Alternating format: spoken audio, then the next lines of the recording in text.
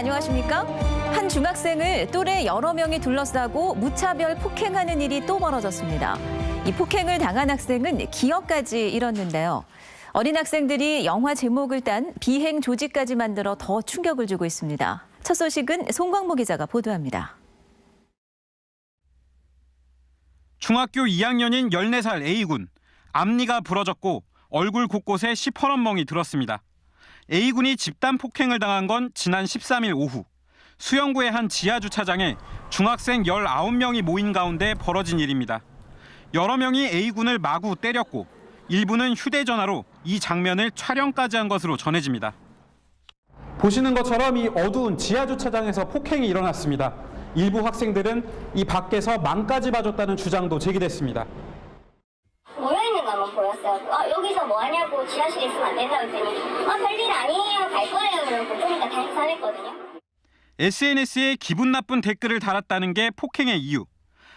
가혹한 집단 구타에 A군이 정신을 잃자 화장실로 끌고 가 얼굴을 씻기고 폭행 흔적을 지우기까지 했습니다. 실질적으로 우리가 뉴스나 신문에 접해본 사건을 제가 지금 접하고 있는 상황인데 말도 맞추고 있고 계획적으로 사람을 때리거나 이런 거 할 때도 망도 보게 하고 있고. 다른 중학교 소속인 가해 학생들은 지역명과 영화 제목을 합쳐 광안저스라는 이름으로 조직까지 결성한 것으로 드러났습니다. 폭행 영상을 확보한 경찰은 가해 학생 10여 명을 입건해 조사 중이며 일부 학생에 대해 구속영장을 신청하는 방안도 검토하고 있습니다. MBC 뉴스 송광모입니다. 그동안 이 부산의 민간산업단지 승인 과정의 문제점을 연속 보도하고 있습니다. 오늘은 마지막으로 과잉에 이른 산업단지 실태를 분석해 보겠습니다. 앞으로 부산에는 2,600만 제곱미터, 무려 800만 평의 산업단지가 더 생겨납니다. 이쯤 되면 그야말로 공급 과잉 상태인데요. 향후 산업단지 조성 효과도 의문이 들 수밖에 없습니다. 먼저 조수환 기자가 보도합니다. 부산 신항 배후에 위치한 국제산업물류 산업단지 1단계 현장입니다. 선악동강 서쪽 571만 제곱미터의 새로운 산업용지가 조성되고 있습니다. 여기가 강서구 지역입니다. 1단계 현장이 이곳이고 맞은편에 2단계가 조성될 예정입니다. 이 두 곳을 합쳐서 국제산업물류도시라고 하는데 여기에 산업용지만 1,400만 제곱미터가 만들어집니다. 조성 또는 계획 중인 또 다른 산업단지까지 합치면 부산의 산업단지는 지금의 2배로 늘어납니다. 제조업 위주의 산업단지가 향후 애물단지가 될 공산이 커지는 겁니다. 혹 공공성이 저해되거나 또는 과도한 어떤 개발 이익을 목적으로 추진되는 산업단지는 사실은 이제 지역 경제에 마이너스 효과가 있기 때문에 그런 부분은 좀 지양되어야 된다고. 우리나라 첨단 산업단지의 상징인 경기도 판교 테크노밸리입니다.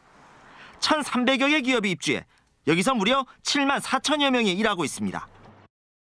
IT 업종이 80%를 차지하고 ICT 첨단 업종들이 총 96% 정도를 차지하고 있습니다. 임직원 중 20, 30대가 한 80%로 좀 젊고 역동적인 도시가 되겠습니다. 판교 테크노밸리는 66만 제곱미터, 20만 평으로 녹산 국가산업단지의 10분의 1도 안 되는 규모입니다. 하지만 녹산 산업단지의 8배 이상의 매출액과 2배 이상의 일자리를 창출해내고 있습니다. 산업화 시대에 만들어진 형태의 기존 형태의 산업단지는 이제 더 이상 바람직하지 않다. 산업단지의 이 개념과 내용이 바뀌어야, 콘텐츠가 바뀌어야 되는 그런 시대다라고 생각합니다.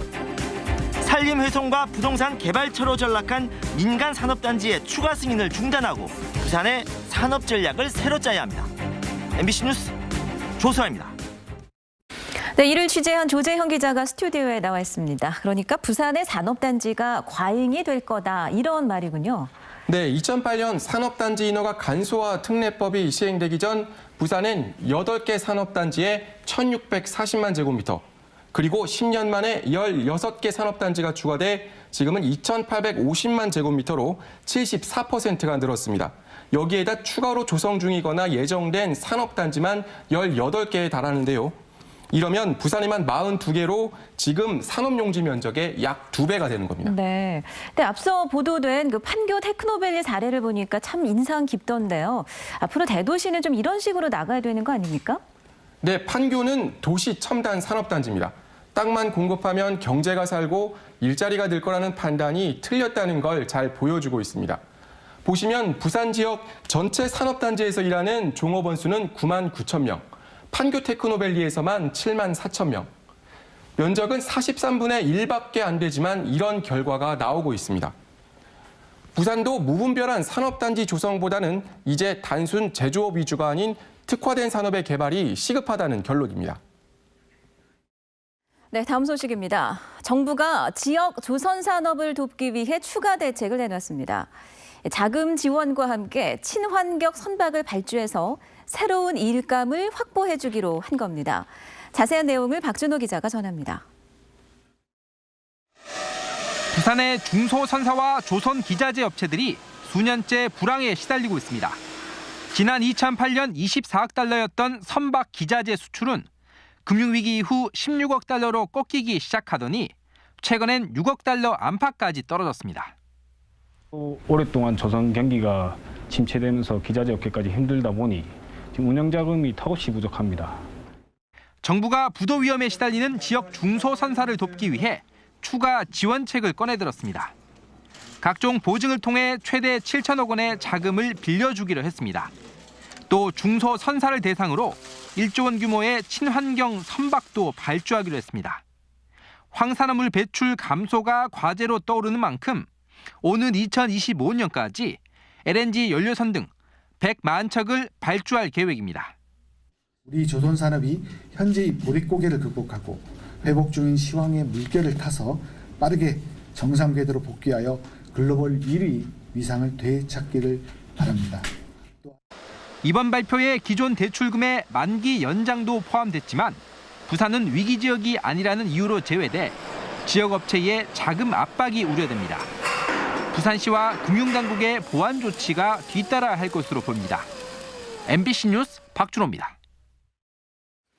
조선해양과 자동차 부품업 등 주력 산업의 침체로 전국 1000대 기업 가운데 부산 지역 기업의 매출 순위가 크게 하락한 것으로 나타났습니다. 부산상공회의소가 금융감독원 전자공시 시스템 등을 분석한 매출액 전국 1000대 기업 현황 조사 자료에서 지난해 기준 부산 지역 기업체는 38곳이 포함됐습니다.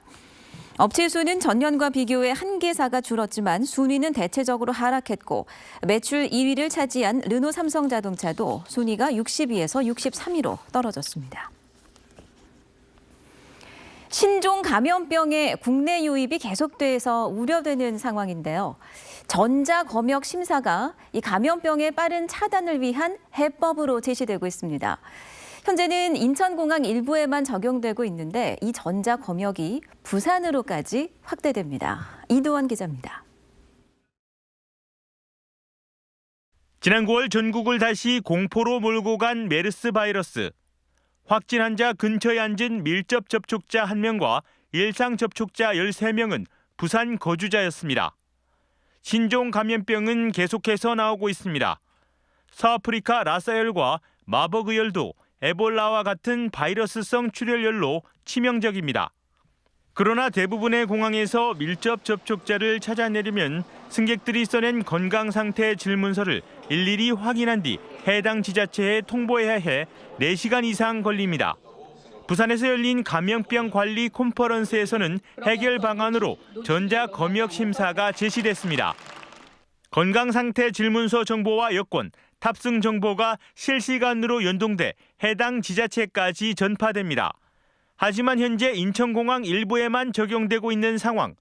질병관리본부는 부산 김해공항과 제주공항까지 확대하는 방안을 발표했습니다. 증상이 있으신 분들이 통과를 하게 되면은 지자체와 의료기관에게 즉시 관련 정보를 취합하고 보내서 지자체에서 효율적으로 이런 접촉자들을 관리할 수 있는. 부산에서도 신종 감염병 대응 체계를 재편하는 작업이 진행되고 있습니다.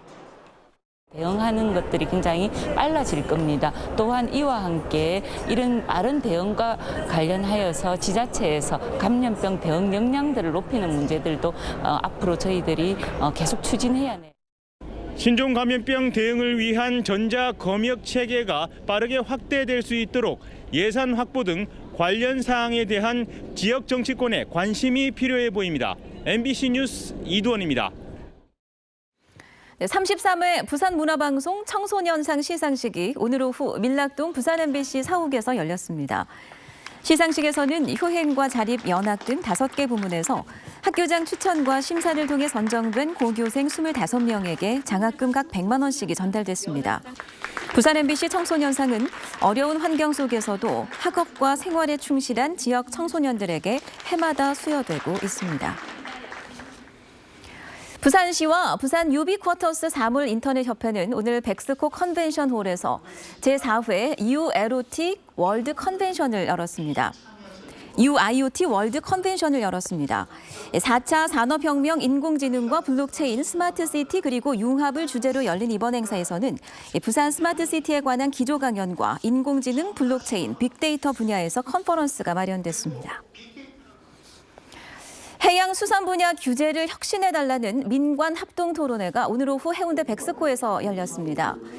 이 자리에는 박인호 시민단체 대표가 동북아 해양수도 부산을 구현하기 위해선 정부의 권한을 부산시에 이양해야 한다고 주장했습니다.